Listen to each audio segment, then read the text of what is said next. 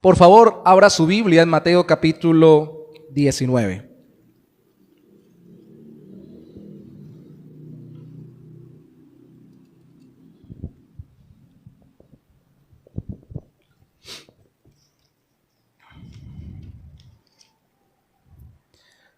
Mateo capítulo 19, versículos 1 al 12.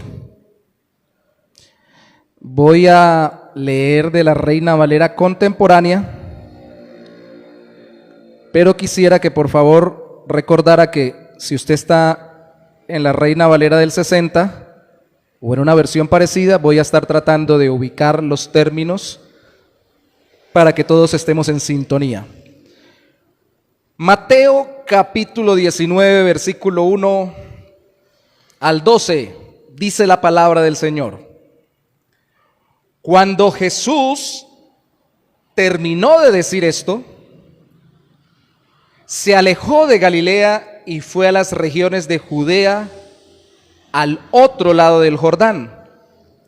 Grandes multitudes lo siguieron y él los sanó allí. Entonces se le acercaron los fariseos y para ponerlo a prueba o tentarlo, como diría la Reina Valera del 60, le dijeron: ¿es lícito que un hombre se divorcie o dé carta de repudio de su mujer por cualquier causa? Él les respondió: ¿acaso no han leído que al principio el Creador, hombre y mujer, los creó? Y agregó: por esto el hombre dejará a su padre y a su madre y se unirá a su mujer y los dos serán un solo ser o una sola carne. Así que ya no son dos, sino un solo ser. Por tanto, lo que Dios ha unido, que no lo separe nadie.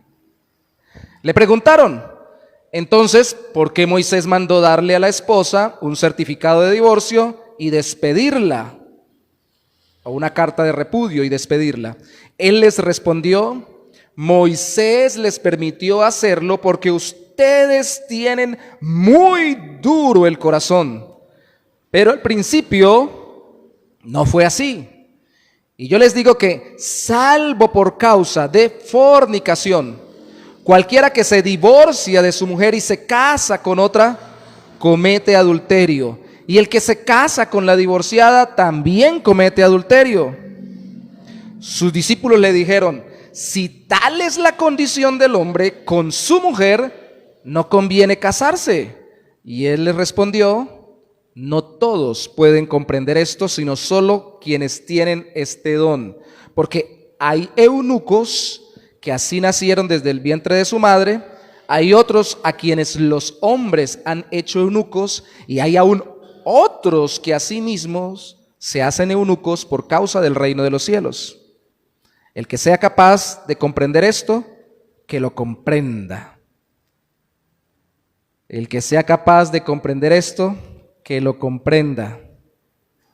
El que sea capaz de recibir esto, que lo reciba, dice la Reina Valera del 60. Comprender, recibir para vivir.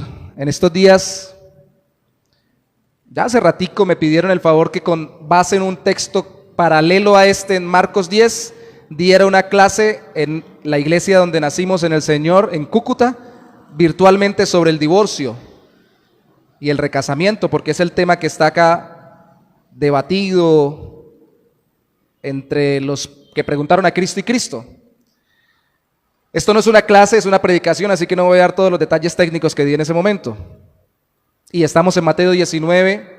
¿Y por qué estamos en Mateo 19? Porque antes de Mateo 19 viene Mateo 18.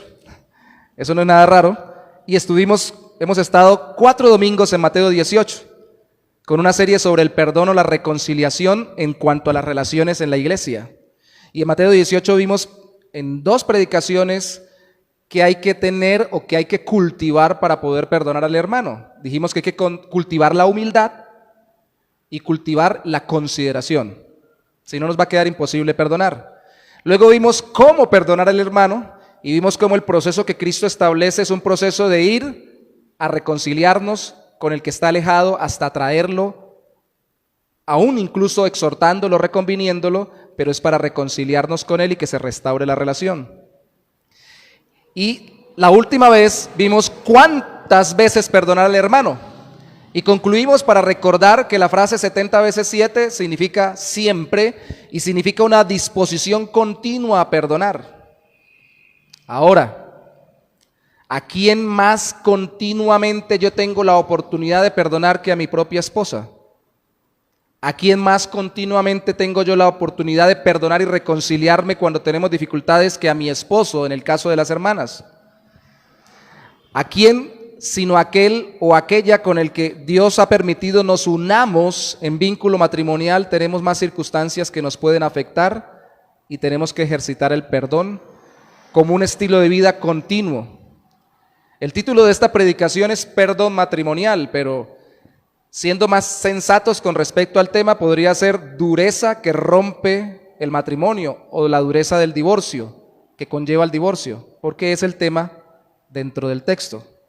Pero conectándolo, ¿por qué lo conectamos con el capítulo 18 y el tema del perdón? Porque el autor lo conecta. Verso 1 dice: cuando Jesús terminó de decir esto, se alejó de Galilea.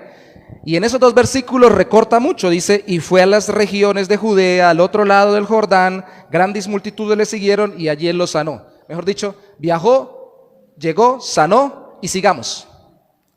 Él quiere conectar, el autor es lo que nos da la impresión, el tema que traía en cuanto a la relación entre creyentes con la reconciliación y el perdón como eje, con lo que le preguntaron a Jesús con respecto al divorcio, para enfatizar, es mi percepción por el contexto, que la dureza del corazón es el resultado de la falta del perdón y de la reconciliación. El perdón en el matrimonio es la única forma de frenar el proceso de endurecimiento del corazón. Si no, el proceso del endurecimiento del corazón llega a ser tan fuerte, tan grande, tan terrible, que genera o termina desencadenándose en lo que se le llama hoy en día divorcio. La separación o ruptura del divorcio no se da porque sí, ni eventualmente, sino se da como consecuencia de un proceso de endurecimiento que solo se evita con una vida de perdón y reconciliación.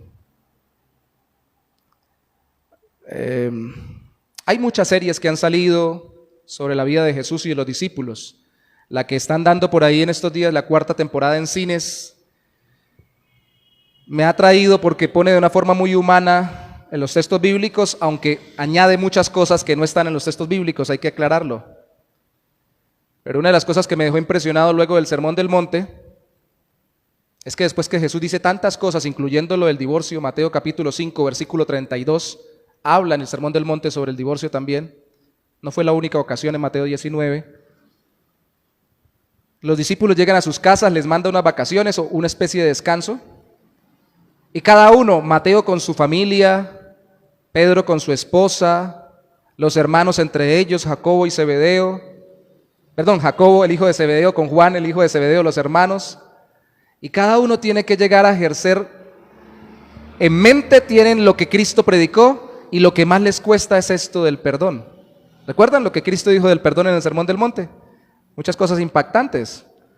Poner la otra mejilla para no guardar rencor, dejar la ofrenda en el altar e ir a reconciliarse con el hermano antes de colocar la ofrenda o antes de entregar la ofrenda. Cosas como estas impactan la vida. Y a veces nosotros no las tenemos tan en cuenta para nuestra vida particular. Ahora mismo esta predicación pues me trae impactado a mí desde hace rato y me va a impactar más después de que baje de este púlpito, porque yo mismo tengo 26 años de casado.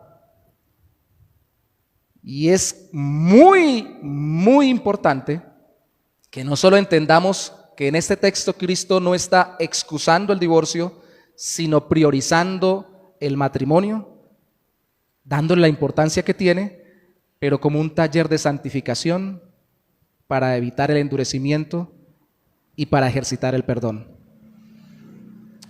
No es simplemente estar juntos, hermanos, es mantener una relación fluida. Yo tenía un bosquejo que había desarrollado, y lo tengo aún, cuando hicimos una serie sobre Mateo, pero lo voy a modificar y agregándole un punto. Nuestro primer punto de hoy es que el perdón matrimonial evita la ruptura que se da por endurecimiento ante cualquier causa. Mire por favor conmigo el versículo 3. Entonces se le acercaron los fariseos y para ponerlo a prueba le dijeron: ¿es lícito? ¿Está bien que un hombre se divorcie, se separe de su mujer? Esta es una palabra técnica de Deuteronomio 24, por cualquier causa. Incluso la palabra en el griego se podría traducir literalmente por toda causa, porque cuando usted encuentra cualquier causa para algo, todo es una causa.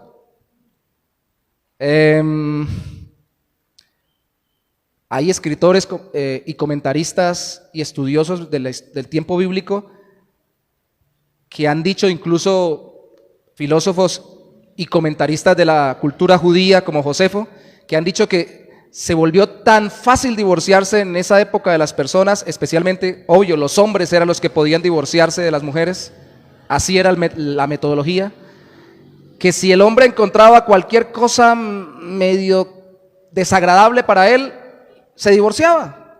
Incluso, que eso es espeluznante, si encontraba que había otra mujer más bonita, se podía divorciar. Y estamos hablando de documentos históricos de la época. Cualquier causa termina siendo todo una causa. Cualquier parecido con la realidad contemporánea no es mera coincidencia, ¿no? En la clase que les decía que tenía con la iglesia donde nacimos en Cúcuta, había una juez y cuando se abrieron las preguntas y comentarios, ella dijo: no se imagina cuántas causales hay hoy en día en la ley colombiana para el divorcio. Y cada día van a haber más causas para divorciarse, porque cuando cualquier cosa es causa, casi que todas las cosas terminan siendo una causa. Cuando lo primero que viene a mi mente es la separación, rápidamente encuentro una excusa para separarme. Y cuando en mi boca la palabra que hoy en día se conoce, no repudio ni carta de repudio como en esa época, término antiguo, sino divorcio, y lo primero cuando hay un conflicto que viene a mi mente y a mi boca es divorcio, separación, pues cualquier cosa me lleva al divorcio o la separación. Decía que esto es un término de Deuteronomio 24. Vaya conmigo por favor allí, para que vea de dónde sacan este término ellos. Deuteronomio capítulo 24.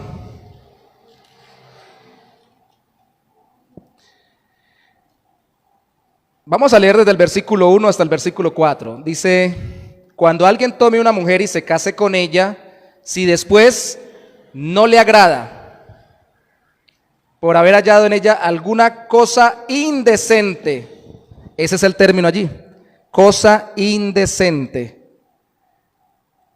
le escribirá una carta de divorcio o carta de repudio, se la entregará personalmente y la despedirá de su casa. Al salir de su casa, verso 2, ella podrá casarse con otro hombre. Pero si el segundo esposo la aborrece y le escribe una carta de divorcio y se la entrega personalmente y la despide de su casa, o si este segundo esposo muere, el primer marido, resalte esto allí conmigo, que la despidió no podrá volver a tomarla por esposa, pues ha quedado impura. Eso sería un acto repugnante delante del Señor, y tú no debes corromper la tierra que el Señor tu Dios te da en posesión. Ya vamos a retomar el hecho de la impureza o la ligereza de tomar una mujer o tomar una pareja, dejarla y volverla a tomar. El hecho es que la cosa indecente que aparece en Reina Valera contemporánea en el versículo 1, en la Reina Valera del 60 también dice cosa indecente. Es un término que puede ser desde un pecado formal, como cuando se enlistan los pecados de ver a las personas que no debería ver desnudas para tener relaciones sexuales con ellas, hasta un pecado higiénico como no utilizar la vara para poder salir alrededor del campamento a hacer sus necesidades fisiológicas. hay una variedad de hechos y contextos en los que se usa esa expresión. Entonces uno entiende por qué se dio tanto debate histórico, teológico, bíblico. Pero hermanos, de nuevo les dije que no los voy a abrumar con cuestiones técnicas. El corazón del problema, por lo general, es el problema del corazón, ¿cierto? Cuando yo estoy buscando, ¿qué significará la cosa indecente? ¿Es cualquier cosa? Es porque yo seguramente quiero separarme por cualquier cosa. ¿Sí o no? ¿O no? Los veo pensativos, ¿cierto? ¿Cuántos casados hay aquí? Amén, hermanos, díganle con alegría, ¿sí? Y cuando uno en su corazón alienta el deseo de hacer algo, uno encuentra la manera. Y yo le decía a esa juez y bueno, a los abogados que estaban en esa enseñanza, en esa clase, que así como hay causales, también uno encuentra, aunque no las hayan abiertamente las causales, la forma de interpretar una ley para poder encontrar la causa que uno quiere utilizar como causa para poder hacer lo que quiere hacer. Mejor dicho, uno le busca la comba al palo y hace lo que uno desea. Entonces el asunto aquí es muy importante porque ellos básicamente en este primer punto, que es que el perdón matrimonial debería evitar la ruptura por endurecimiento que se da ante cualquier causa o motivo de separación, es que ellos en lo básico le están preguntando a Cristo: Señor, yo me quiero divorciar por cualquier cosa, ¿sí se puede o no se puede? Sencillo. Jesucristo no contesta sí o no. Ellos prácticamente están preguntando: ¿me puedo divorciar por cualquier causa? Y Jesús está contestando con otra, casi que con otra pregunta, como diciendo: ¿y por qué se van a divorciar? ¿Por qué causa divorciarse? O sea, ¿en qué consiste el matrimonio para que uno esté pensando en divorcio? Miren la respuesta de Cristo. Él le respondió: ¿acaso no han leído versículo 4 del capítulo 19 de Mateo? Mateo 19:4. ¿Acaso no han leído? De nuevo, ¿acaso no han leído? Y ellos habían leído porque habían estudiado la Biblia, el Antiguo Testamento sobre el tema. ¿Acaso no han leído que al principio el Creador hombre y mujer los creó? Y agregó: por esto el hombre dejará a su padre y a su madre y se unirá a su mujer y los dos serán un solo ser o una sola carne. Así que ya no son dos sino un solo ser, por tanto lo que Dios ha unido, que no lo separe el hombre. A ver, lo que Cristo está diciendo: ¿por qué se quieren divorciar si el propósito del matrimonio es que se mantengan juntos? Si usted mira el juego de palabras en los verbos, versículo 5 y versículo 6, dice que el hombre dejará a su primera familia y se unirá a su mujer. Pero después dice que no se unió el hombre, sino que Dios lo ha unido, así que no lo separe. Eso que sucedió es conforme el plan de Dios, y el propósito de Dios no debe ser reversado porque Dios lo obró a través de la voluntad humana de aquellos que decidieron unirse. ¿Por qué ahora que hicieron la voluntad de Dios quieren echarse para atrás de lo que es la voluntad de Dios? ¿No entienden el propósito del matrimonio? De hecho, si el matrimonio tiene como propósito que nos acompañemos en esta vida, seamos un solo ser, no solamente que nos unamos íntimamente en el sentido físico, sino también en la proyección de vida, en el acompañamiento emocional, en el levantamiento de hijos, en el desarrollo de proyectos en el Señor en esta vida. Si ese es el propósito, entre más estemos unidos mejor, y entre más tiempo duremos, se supone que más vamos a estar unidos. No deberíamos encontrar más excusas para separarnos. Si las encontramos es porque tal vez no entendemos el propósito del matrimonio, que es la unión que glorifica a Dios y que obviamente apunta, como dice Efesios capítulo 5, a la unión entre Cristo y la iglesia, al evangelio. Por eso es que alguna vez un hombre de Dios, sobre este tema que a veces se vuelve controversial entre iglesias, dijo escribió: el día que Cristo aborrezca a su iglesia y se divorcie de ella, tú tienes la autoridad para divorciarte de tu esposa, porque la iglesia es la esposa de Cristo. Se supone que entre más pase el tiempo, más unidos estamos. Pero ¿por qué encontramos excusas? De nuevo al tema que traíamos desde siempre, desde hace unas semanas, es porque no queremos perdonar y reconciliarnos para que el matrimonio funcione mejor. ¿Cuáles serían las cosas? Cualquier causa. Cualquier causa, ya dije, es cualquier causa, pero déjeme hablar de dos grupos de causas. Primero, pecados recibidos sin perdonar. Segundo, pecados practicados sin confesar. Pecados recibidos sin perdonar, cuando nos piden perdón siempre, entonces yo digo, me pide siempre perdón. Esto se volvió ya una cosa imperdonable, hay que divorciarnos. Cuando nunca nos piden perdón, la pareja, nunca me pide perdón, sigue haciéndolo, es mejor separarnos. Cuando aumenta el pecado contra mí de mi pareja, o sigue, está aumentando, mejor separarme. Cuando disminuye el pecado, también es una excusa, está disminuyendo, seguramente es por algo que está disimulando y no lo estoy viendo, hay que separarnos. Cuando el pecado es real, lo puedo ver, lo puedo certificar, es una excusa para separarme. Cuando es imaginario, solamente está en mi mente y nunca lo pude comprobar, es una excusa porque qué tal que sí se dé y qué tal que algún día lo descubra. Todo es una excusa. Pecados practicados sin confesar, cuando en el caso no solamente de los pecados de la pareja contra mí, sino los míos contra ella, que yo no confieso, también se vuelven motivo. Cuando no somos descubiertos, nunca se ha dado cuenta que yo pego contra ella de esta manera. No me ha descubierto, pero lo mejor es que me separe o nos separemos para que el día que lo descubra no se sienta defraudada. O cuando al contrario nos descubren y exponen constantemente, ya no quiero desilusionarla más, voy a divorciarme para que no esté constantemente pescándome, pecando contra ella. Cuando lo vemos con motivo para pecar, es que ella me abandona, entonces yo puedo serle infiel. Es que él me maltrata, entonces yo le puedo hacer la vida imposible de otras formas. Y encontramos motivo para excusar nuestro pecado. Entonces decimos, no, esto ya se volvió un infierno, él me hace, yo le hago, ella me hace, yo le hago, entonces es mejor divorciarnos. Hay motivos. Pero cuando no le vemos motivo también, la frase típica hoy en día en el mundo es, se acabó el amor. De eso hay hasta canciones.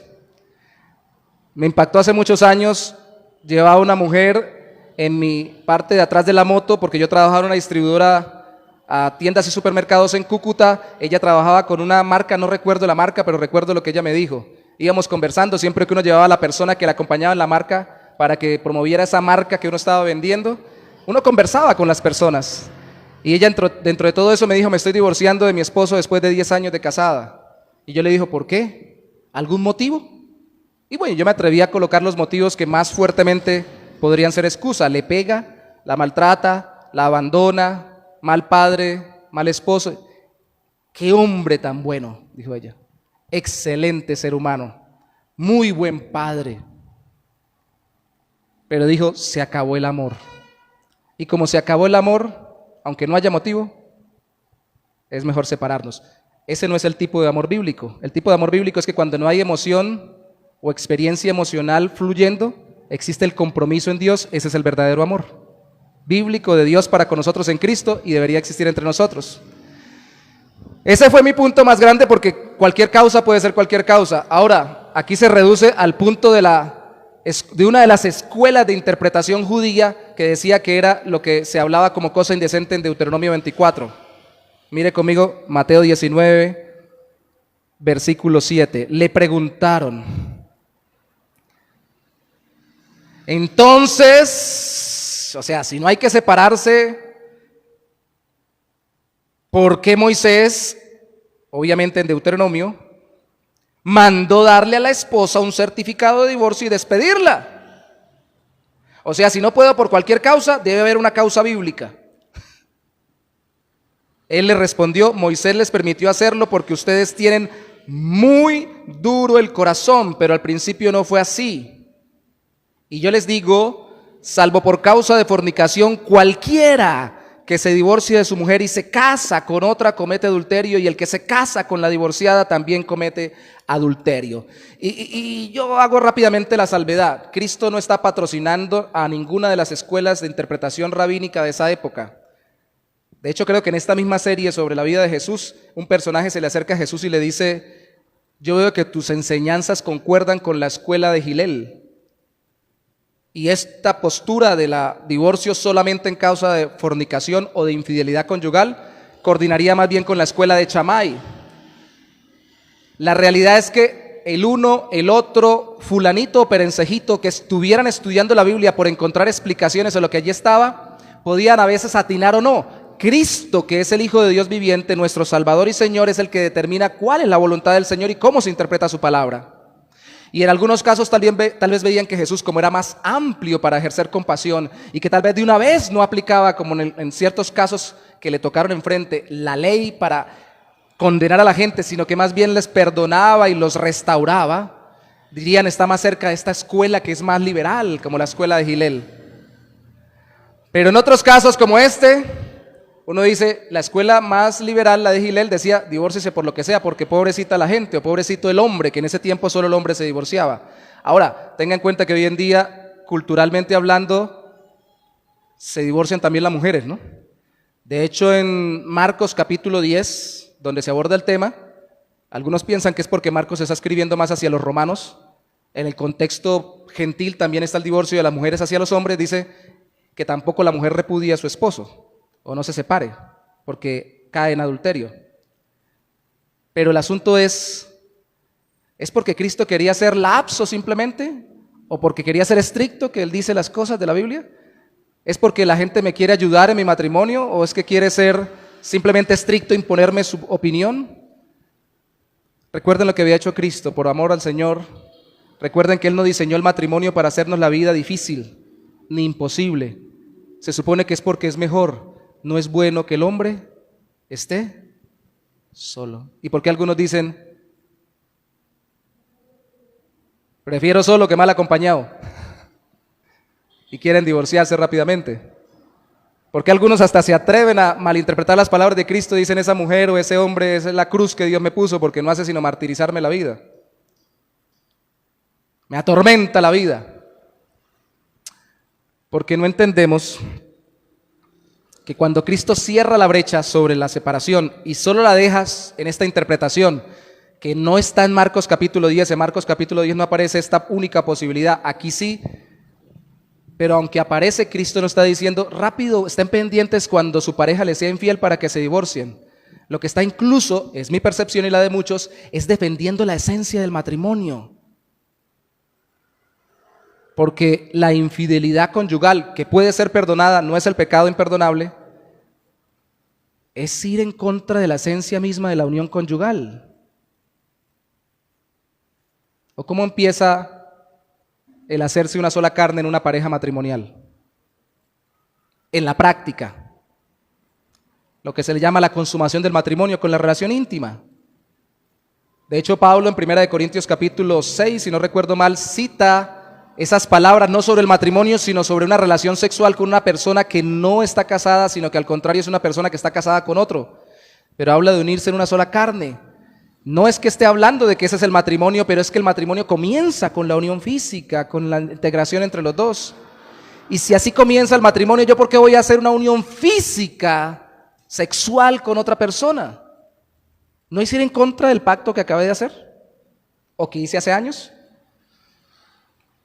Pero el mundo nos ha mentalizado desde esa época en que se puede ser infiel eventualmente sin dañar la relación conyugal, con tal de que no haya una legalización de la separación de mi esposa ni una oficialización de mi unión con la otra persona.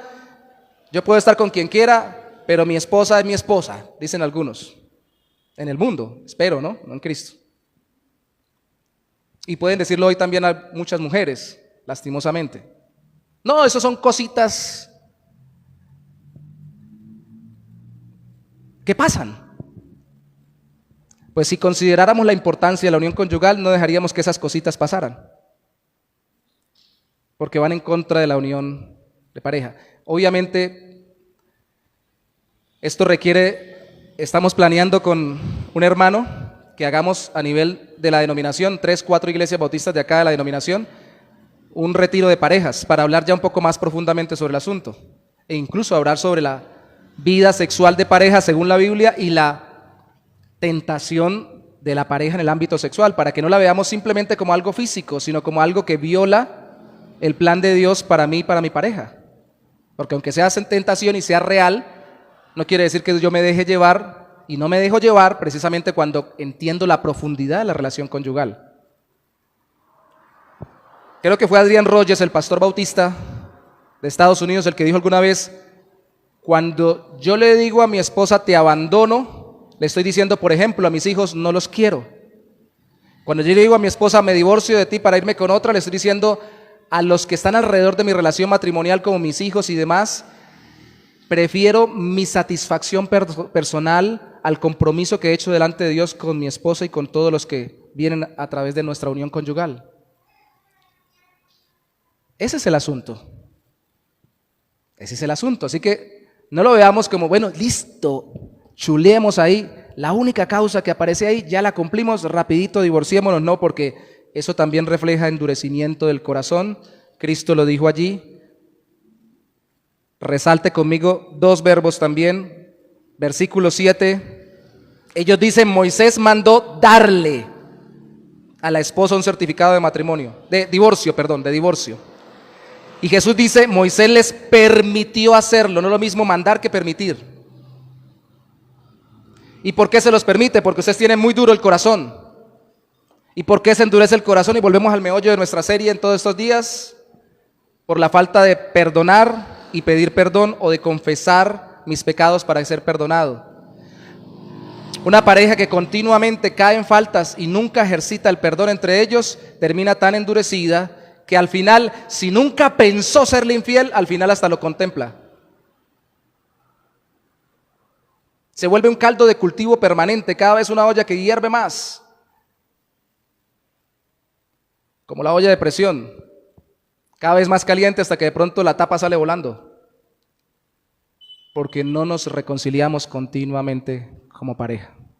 Perdón continuo, porque hay faltas continuas, hay fallas continuas, hay necesidad continua. Yo me he extendido un poco más en estos 2 puntos, quiero tocar un tercero para los hermanos, sobre todo que están solteros. No crean que no hay para ustedes, hermanos, también aquí el Señor enseña. Mire lo que dicen los discípulos. Versículo 10, sus discípulos le dijeron, si tal es la condición del hombre con su mujer, no conviene casarse. Cualquier parecido con la realidad moderna no es mera coincidencia, ¿no? Eso mejor no casarse. Y hasta mejor probar para no comprometerse de una vez con la persona en un matrimonio formal.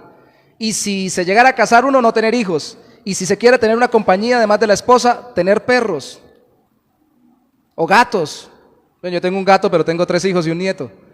El asunto es cada vez menos deseo de exponerse al compromiso que genera el matrimonio, porque aunque se disfruta y se goza la relación y la compañía con alguien, también se arriesga uno a caer en alguna situación que uno no quiera perdonar y que uno quiera salir corriendo. Y en ese momento le va a tocar ejercer el perdón para no separarse y continuar.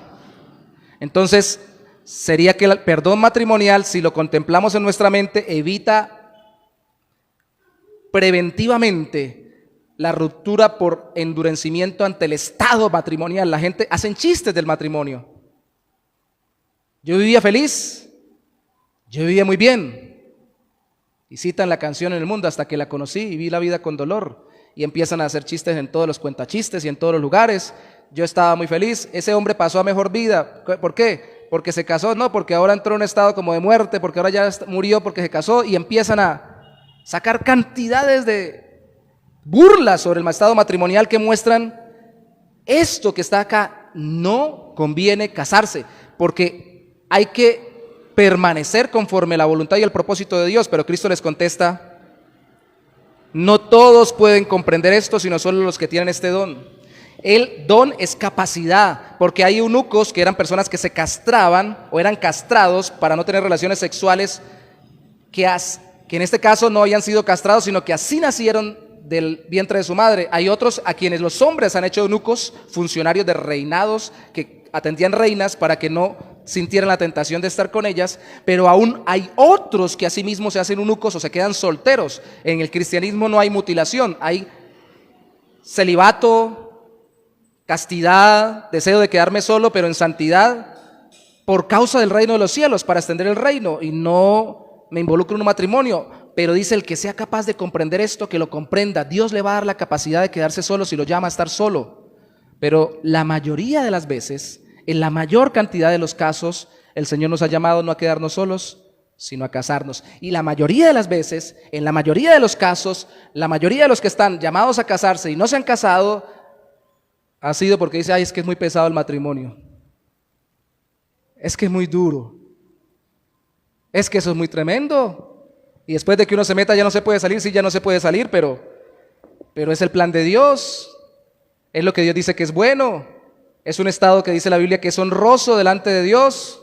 Se supone que es la compañía para vivir la vida y para establecer el reino de los cielos a través de la relación conyugal, reflejando la unión entre Cristo y la iglesia, criando hijos para enseñarles el evangelio y que conozcan a Cristo, y a través de la relación familiar poder conectar otras familias y que otros conozcan el evangelio también. ¿Qué predomina en nuestra mente? ¿Lo que el mundo enseña sobre el matrimonio o lo que la Biblia enseña? ¿Por qué será que por lo general entonces pensamos más en el divorcio? ¿Y por qué será que cada persona que me pide a mí o a cualquier maestro bíblico, cualquier simple y sencillo cristiano que le diga Mateo 19, Marcos 10, porque ahí la Biblia habla de divorcio, le está pidiendo es que le dé una excusa para divorciarse en vez de decirle que le dé un argumento para seguir casado? Muy probablemente es porque el mundo predomina en esas mentes más que lo que dice la palabra de Dios. Llenemos nuestro corazón de deseos de perdonar y de ser perdonados. Recuerden cuando vimos cómo perdonar, después vimos cuánto perdonar y dijimos, si los pecados del otro contra mí, mi pareja en este caso matrimonial, son mucho más grandes, los veo más grandes que mis pecados contra la pareja, no la voy a perdonar. Si son iguales, la perdono, pero como un negocio. Usted me hizo, yo le hice, listo, quedamos en paz. Pero lo que la Biblia enseña con la parábola de Mateo 18 es que nuestros pecados contra Dios son mayores que los pecados de la persona que nos ofende contra nosotros, incluyendo nuestra pareja, así sean continuos y constantes. Y si es más lo que me perdonó Cristo a mí que lo que yo le tengo que perdonar a él o a ella, en el caso matrimonial, voy a estar dispuesto a perdonar y a confesar mi pecado para ser perdonado. Y si así hago, el corazón no se va a endurecer. El agua que riega el corazón para que no se rompa la relación es el agua del perdón en Cristo Jesús. Perdonemos como fuimos perdonados en Cristo. Cristo nos perdonó para enseñarnos y capacitarnos para perdonar.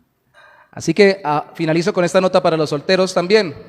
Si no se ha casado por miedo a lo que es el estado matrimonial, no se preocupe. Cristo nos perdonó para capacitarnos para perdonar en el estado conyugal.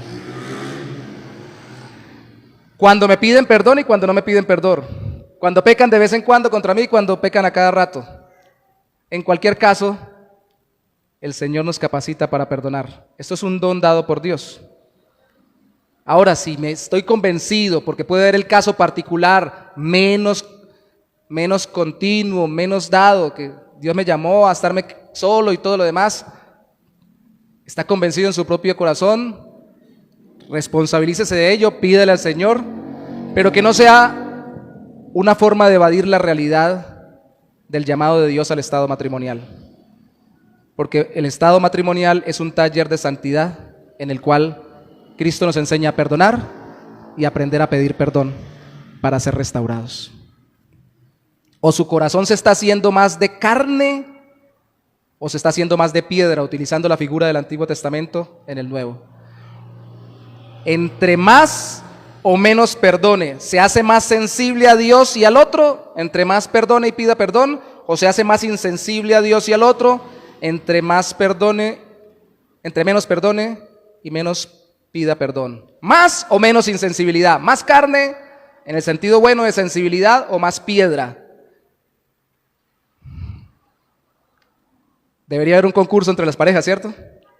No como en el lejano oeste, ¿quién es el más rápido en disparar? Sino quién es el más rápido en pedir perdón y en perdonar. Pongámonos a nuestros pies, por favor. Vamos a pedirle a Dios que nos haga lo más rápidos de la iglesia esta, no del lejano oeste. De la pareja esta, el más rápido en perdonar y en pedir perdón.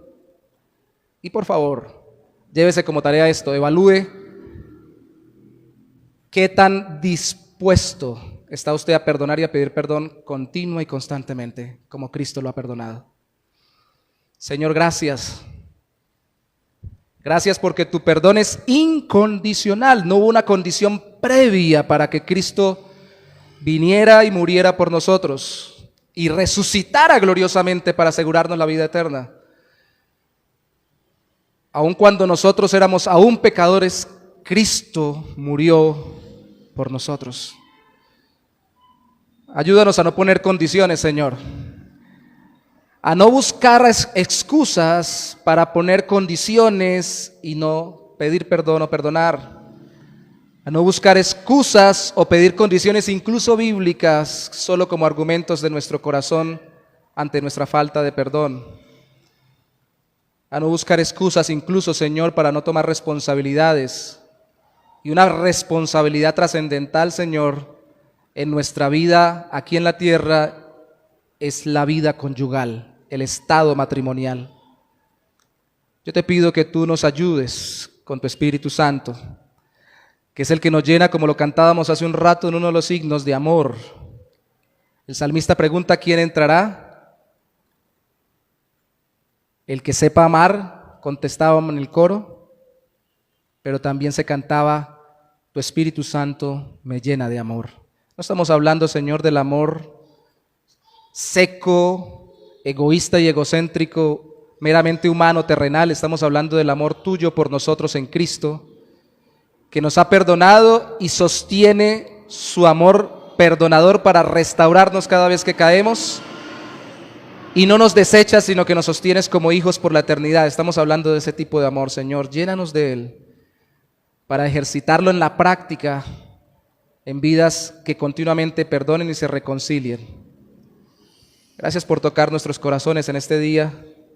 Solo tu Espíritu puede dar fruto conforme a tu palabra en Cristo Jesús. Amén y amén.